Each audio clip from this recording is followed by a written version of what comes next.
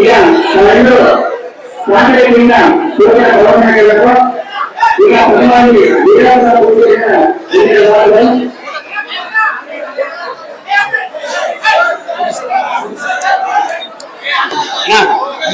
ಎಲ್ಲರೂ ಕೂತ್ಕೋಬೇಕು. ಅಜ್ಜರ ಪ್ರವಚನ ಮಾಡೋಕಂದ್ರೆ ಎಲ್ಲರೂ ಕೂತ್ಕೋಬೇಕು. ಎಲ್ಲರೂ ಇಲ್ಲಿ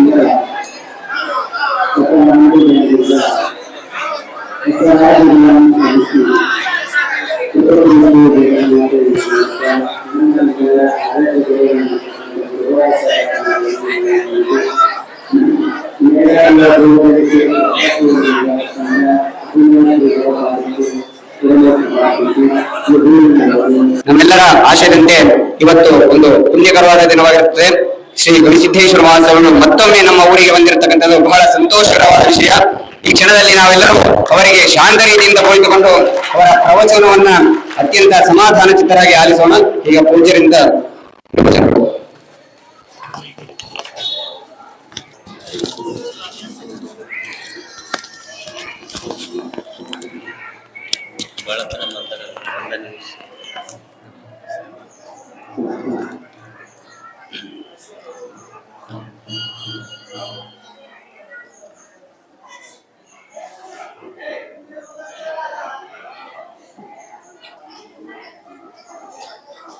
ಪೂಜ್ಯರಲ್ಲಿ ತಮ್ಮೆಲ್ಲರಲ್ಲಿ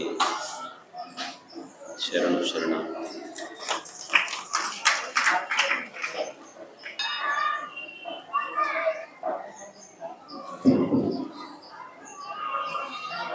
ಮನುಷ್ಯ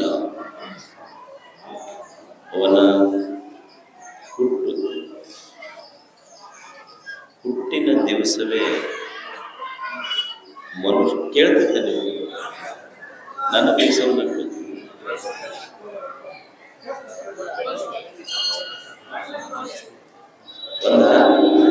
ನೀವು ಅಷ್ಟರಿಗೆ ಕೇಳ್ತೈತಿ, ನನಗ ಕೇಳೋದಿಲ್ಲ ಮಾತ್ರ.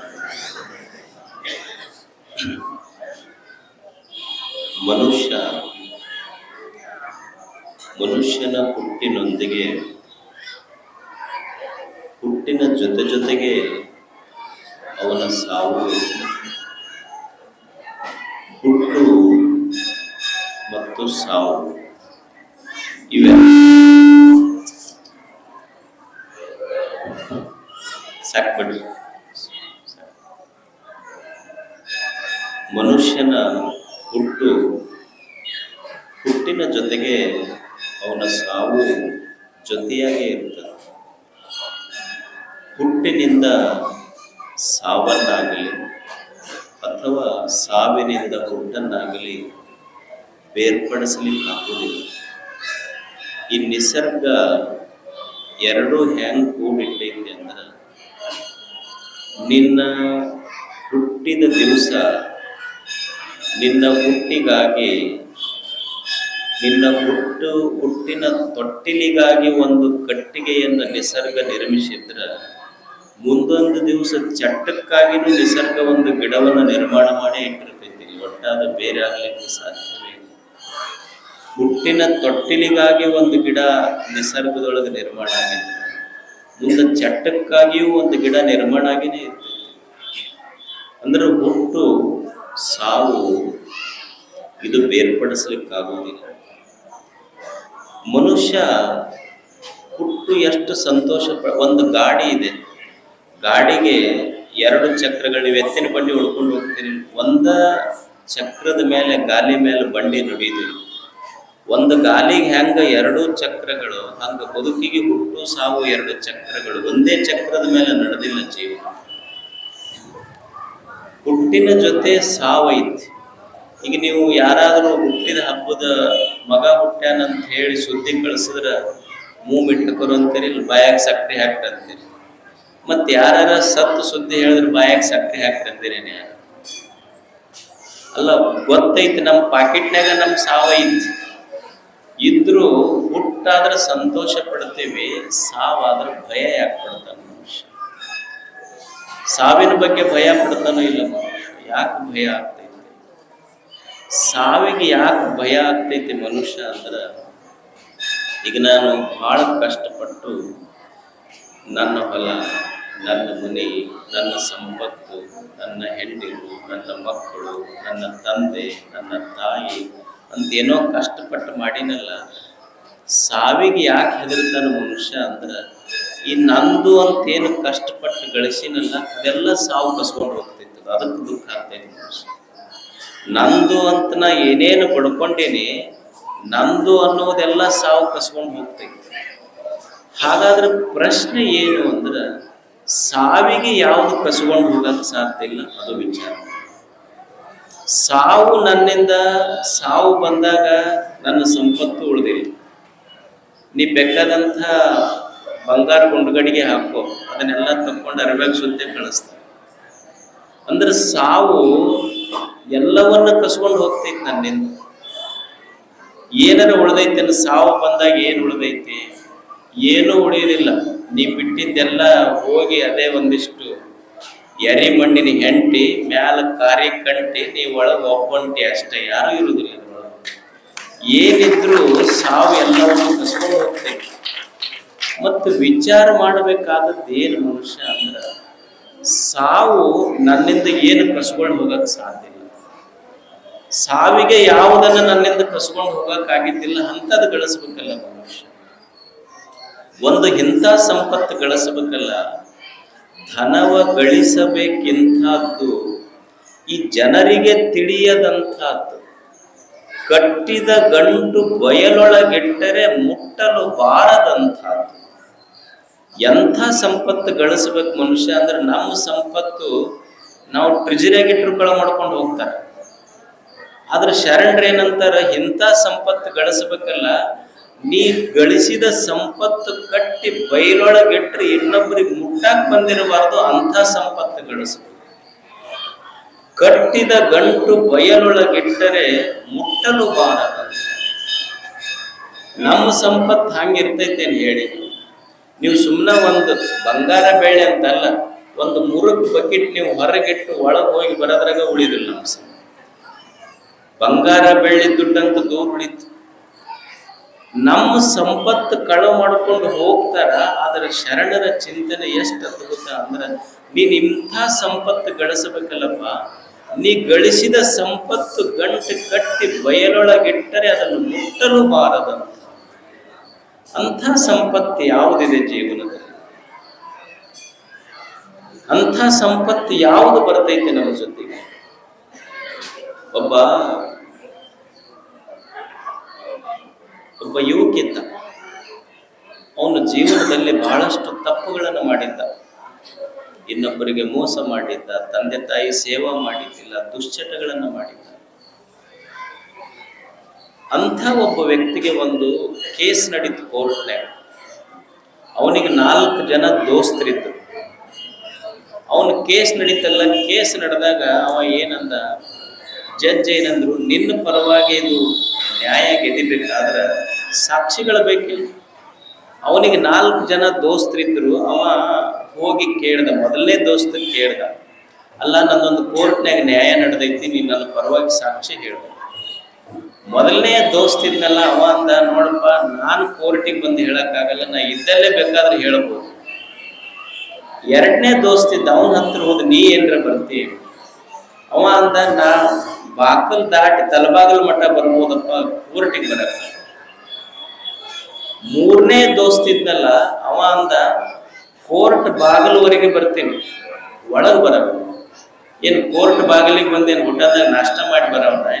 ಸಾಕ್ಷಿ ಒಳಗೆ ಹೇಳೋದು. ಕೋರ್ಟ್ ಬಾಗಿಲುವರೆಗೆ ಬರ್ತೀನಿ, ಆದ್ರೆ ಒಳಗೆ ಬರಂಗಿಲ್ಲ. ಇನ್ನೊಬ್ಬ ದೋಸ್ತಿದ್ದ, ಅವ ಅಂದ, ನಾನ್ ನಿನ್ನ ಕೋರ್ಟಿನ ಒಳಗೆ ಬಂದು ಸಾಕ್ಷಿ ಹೇಳಿ ನಿನ್ನ ಗೆದಿಸ್ಕೊಂಡ್ ಬರ್ತೀನಿ ಅಂದ.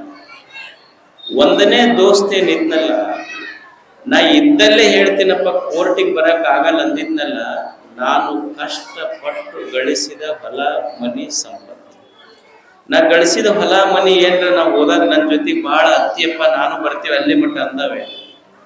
ನೀವು ಹೋಗಿ ನಿಮ್ಮ ಮಕ್ಕಳು ಬರ್ತಾರ ಅಷ್ಟ ಅಂತೈತಿ ಅದು ಮನಿ. ಅದು ಹೊಲ ಅಂತೈತಿ, ಪಾಡ್ಯಾಗ ನಿಂದಿತ್ತು, ಈಗ ನೀವು ಹೋಗಿ ಮುಂದೆ ನಿನ್ನ ಮಗನ ಸೇರಿಸ್ತಾರ ಅಷ್ಟ ಅಂತ ಹೊಲ ಅಂತೈತಿ. ಅಂದ್ರೆ ನಾನು ಕಷ್ಟಪಟ್ಟು ಗಳಿಸಿದ ಹೊಲ ಮನಿ ಅವ್ರು ಇದ್ದಲ್ಲೇ ಹೇಳೋರು ಸಾಕ್ಷಿ, ಅವ್ರೇನು ಮುಂದೆ ಬರೋರು. ಎರಡನೇ ದೋಸ್ತ ಇದ್ನಲ್ಲ ತಲಬಾಗಲ್ ಮಠ ಬರ್ತೀನಿ ಅಂತ, ಏನೋ ಆಗಿ ಹೆಂಡತಿ ಗರ್ಭಿಣಿ ಇದ್ದು ತೀರ್ಕೊಂಡ ಇವ ಅಂದ್ರ ಏನಂತಾರ ಹುಡುಗಿಗೆ, ಹಸಿಮಯವ ಹೊರಗೆ ಹೋಗೋದು ಬೇಡ, ತಲಬಾಗಲ್ ದಾಟಬೇಡ ಅಂತಾರೆ. ತಲಬಾಗಲ್ ಮಠ ಅಷ್ಟ ಹಾಕಿದ. ಮೂರನೇ ದೋಸ್ತ ಇದ್ನಲ್ಲ, ನಿನಗೆ ಕೋರ್ಟಿನ ಬಾಗಲ್ ಮಠ ಬರ್ತೀನಿ ಅಂತ ಹೇಳಿದ್ರಲ್ಲ, ಅವ ಯಾರು ಅಂದ್ರ ನಮ್ಮ ಸ್ನೇಹಿತರು, ಸಂಬಂಧಿಕರು, ಬಂಧುಗಳು ಏನದಾರ. ಎಲ್ಲಿ ಮಠ ಬಂದಾರ ಅವರು? ಕುಣಿ ಮಠ ಬಂದಾರ. ಒಳಗೆ ನಿನ್ನ ಕಳಿಸ್ಯಾರ, ಮತ್ ಮನೆಗೆ ಬಂದಾರ. ಅಲ್ಲಿ ಮಠ ಬಂದಾರ. ಮೂರನೇ ದೋಸ್ತ ಏನಿದ್ನಲ್ಲ, ಎಲ್ಲಿ ಮಠ ಬಂದವ? ಕುಣಿಯವರೆಗೆ ಬಂದಷ್ಟೇ. ಆದ್ರ ಇನ್ನೊಬ್ಬ ದೋಸ್ತ ಇದ್ ನೋಡು, ಕೋರ್ಟಿನೊಳಗ ಬಂದು ನಿನ್ನ ಸಾಕ್ಷಿ ಹೇಳಿ ನಿನ್ನ ಗೆದಿಸ್ತೀನಂತಂದ ದೋಸ್ತ ಯಾರು ಅಂದ್ರ, ನಿನ್ನ ಜೀವನದಲ್ಲಿ ನೀನು ಕಷ್ಟಪಟ್ಟು ಮಾಡಿದ ಪುಣ್ಯದ ಕೆಲಸ ಮಾತ್ರ ನಿನ್ನ ಜೊತೆ ಏನು ಜೀವನದೊಳಗೊಂದು ಫೈನಲ್ ಜಡ್ಜ್ಮೆಂಟ್ ಡೇ ಬರ್ತೈತಿ, ಅವಾಗ ನನ್ನ ಜೊತೆ ಇರುವವರು ಯಾರು ಅಂದ್ರ ಪುಣ್ಯ ಅಷ್ಟೇ. ಪುಣ್ಯ ಅಂತ ಯಾವುದಕ್ಕೆ ಕರಿಬೇಕು ಅಂದ್ರ, ಯಾವುದು ಸಾವಿನಿಂದ ಕಸಿದುಕೊಳ್ಳಿಕ್ಕೆ ಸಾಧ್ಯ ಇಲ್ಲವೋ ಅದಕ್ಕೆ ಪುಣ್ಯ ಅಂತ ಕರಿಬೇಕು. ಸಾವನ್ನು ಕಸ್ಕೊಂಡು ಹೋಗಕ್ಕಾಗೋದಿಲ್ಲ. ಈಗ ನೀವು ನೋಡ್ರಿ, ಅಮೆರಿಕಕ್ಕೆ ಹೋಗ್ತೀರಿ, ಅಮೆರಿಕಕ್ಕೆ ಹೋದ್ರೆ ಅಲ್ಲಿ ರೂಪಾಯಿ ನಡೀತಿಲ್ಲ, ಡಾಲರ್ ನಡೀತಿತ್ತು. ನೀವು ಯುರೋಪ್ ಹೋದ್ರೆ ಅಲ್ಲಿ ಪೌಂಡ್, ಯೂರೋ ಅಂತ ನಡೀತಿತ್ತು. ನೀವು ಭಾರತ ದೇಶಕ್ಕೆ ಬಂದ್ರೆ ರೂಪಾಯಿ ನಡೀತಿತ್ತು. ಅಮೆರಿಕಕ್ಕೆ ಹೋದ್ರ ಡಾಲರ್ ಬೇಕು, ನೀವು ಯುರೋಪಿಗೆ ಹೋದ್ರ ಯೂರೋ ಬೇಕು, ಪೌಂಡ್ ಬೇಕು. ನೀವು ಭಾರತಕ್ಕೆ ಬಂದ್ರೆ ರೂಪಾಯಿ ಬೇಕು.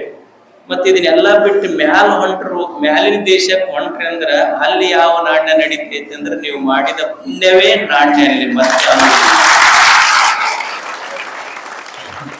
ಪುಣ್ಯದ ನಾಣ್ಯ ನಡೀತೈತಿ. ನಾವ್ ಇಲ್ಲೇನು ಚಲಾವಣೆ ನಡೀತೈತಿ, ಆದ್ರೆ ಮ್ಯಾಲ ಹೊಂಟಾಗ ಒಂದಿಷ್ಟು ನಾಣ್ಯ ಗಳಿಸ್ಬೇಕಲ್ಲ ಮನುಷ್ಯ, ಅದು ಪುಣ್ಯದ ನಾಣ್ಯ. ಅದಕ್ಕೆ ಪುಣ್ಯ ಎದಕ್ ಮಾಡಬೇಕು ಅಂದ್ರೆ ಸಂತೋಷವಾಗಿರಾಕ ಮಾಡಬೇಕು. ಪಾಪ ಎದಕ್ ಮಾಡಬಾರ್ದು ಅಂದ್ರೆ ದುಃಖ ಹೋಗಬೇಕಂದ್ರೆ ಪಾಪ ಮಾಡಬಾರ್ದು ಅಷ್ಟೇ. ಎರಡ ಕಲಿಸುದು. ದುರಿತ ಕರ್ಮವನ್ನಲ್ಲದಿರು ಪುಣ್ಯವನ್ನೇ ಮಾಡಿ. ಇಡೀ ಶಾಸ್ತ್ರ ಏನ್ ಹೇಳ್ದಪ್ಪ ಅಂದ್ರೆ, ಏನ್ರಿ ಪ್ರವಚನ ಹೇಳ್ಯಾರ, ಪುರಾಣ ಕೇಳಿವಿ, ವಚನಗಳು ಹೇಳಿವಿ, ಏನ್ ಹೇಳ್ಯಾವ ಅಂದ್ರೆ ಎರಡ ಹೇಳ್ಯಾವ, ಕೆಟ್ಟದ್ದು ಮಾಡಬೇಡ, ಒಳ್ಳೇದು ಮಾಡ್ಕೊಂತು, ಇಷ್ಟ ಎಲ್ಲದರ ಸಾರ ಅಷ್ಟೆ. ಅದಕ್ಕೆ ನೀವೆಲ್ಲ ಊರಿನ ಹಿರಿಯರು ನೋಡಿ, 3-4 ವರ್ಷಗಳಲ್ಲಿ ನಿಮ್ಮೂರು ಎಷ್ಟು ಬದಲಾವಣೆ. ಹೊಸ ರತ್ನ ಮಾಡಿದ್ರಿ, ಹೊಸ ಮಂಗಲ ಭವನ ಮಾಡಿದ್ರಿ, ಹೊಸ ಗೋಪುರ, ಕಳಸ, ಇದನ್ನೆಲ್ಲ ನೋಡಿದ್ರೆ ತುಂಬಾ ಸಂತೋಷ ಆಗುತ್ತೆ ನಿಮ್ಮನ್ನೆಲ್ಲ. ಊರ ಬೆಳೀತಾ ಇರಬೇಕು, ಊರಿನಲ್ಲಿ ಹೊಂದಾಣಿಕೆ ಇರಬೇಕು, ಹಿಂಗ ಒಗ್ಗಟ್ಟಿನಿಂದ ಕೆಲಸ ಮಾಡೋದು. ಈಗ ನಿಮ್ಮ ತುಂಗಭದ್ರಾ ನದಿ ಹರಿತೈತಿ ನೋಡಿ, ಹರಿಯುವ ನದಿ, ಅದಕ್ಕೆ ಎಷ್ಟು ಹಳ್ಳಗಳು ಬಂದು ಸೇರ್ತಾವಿಲ್ಲ. ನಿಮ್ಮ ಊರಿನ ಹಳ್ಳ ಸೇರೈತಿ, ಮ್ಯಾಲ ಊರಿನ ಹಳ್ಳ ಸೇರ್ಯಾವ. ನಾವ್ ಒಬ್ಬನ ಹರಿದು ನೀವ್ ಯಾರು ಬರಕ್ ಹೋಗ್ಬೇಡ್ರ ಅಂತ ಅಂದೈತೆ. ಅದು ಹೊಳಿ ಇಷ್ಟ ಯಾಕೆ ವಿಶಾಲ ಆಗೈತಿ ಅಂದ್ರೆ, ಬಂದ ಹಳ್ಳಗಳನ್ನೆಲ್ಲ ತನ್ನ ಹೊಟ್ಟೆಯೊಳಗೆ ಹಾಕೊಂಡು ಕೂಡಿ ಹೋಗೋಣ ಬರ್ರಿ ಅಂತ ಕರ್ಕೊಂಡು ಹೋಗಿದ್ದಕ್ಕೆ ಇನ್ನೊಬ್ಬರನ್ನ. ಹಂಗೆ ನಾವು ಊರಂದ ಮೇಲೆ ಎಲ್ಲರನ್ನು ಕರ್ಕೊಂಡು ಕೂಡಿ ಹಾಕೊಂಡು ಕೆಲಸ ಮಾಡೋದು ಕಲಿಬೇಕು ಬರೀ ಅಷ್ಟೇ. ಉಳಿದಿದ್ದು ಯಾವ ವಿಚಾರಗಳು ತಲೆಯೊಳಗೆ ಬರಬಾರದು. ನಮಗೆ ನಿಮ್ಮ ಊರಿಗೆ ಬರಕ್ಕೆ ಯಾಕೆ ಸಂತೋಷ ಅನ್ನಿಸ್ತದೆ, ಕೂಡಿ ಕೆಲಸ ಮಾಡುವ ಭಾವ. ಇವತ್ತು ಹಬ್ಬ, ಹೋದ ವರ್ಷ ನಿಮ್ ತೇರಿನ ದಿವಸನೂ ಬರ್ಲಿಲ್ಲ, ಆದ್ರೂ ನಿಮ್ ರೋಡ್ ನೋಡಿದ್ರಂತೂ ಬರಕ ಹೋಗ್ಬಾರ್ದು. ಆದ್ರೂ ಬರ್ಬೇಕು ಅನ್ನಿಸ್ತೈತಿ. ಯಾಕಂದ್ರೆ ರೋಡ್ ನೋಡಲ್ಲ, ನಿಮ್ ಮುಖ ನೋಡಿ ಬರ್ಬೇಕು. ಸಂತೋಷ, ಒಳ್ಳೆ ಕೆಲಸ ಮಾಡ್ರಿ. ತಮಗೆಲ್ಲ ಭಗವಂತನ ಕೃಪಾ ಸದಾ ಹಿಂಗ ಇರಲಿ ಅಂತ ತಿಳ್ಕೊಂಡು ಆಶಿಸಿ ಸದಾ ಒಳ್ಳೆ ಕೆಲಸ ನಡೀರಿ. ತಮಗೆಲ್ಲ ಒಳ್ಳೇದಾಗಲಿ ಅಂತ ಹಾರೈಸ್ತಾ ಮಾಡಿ.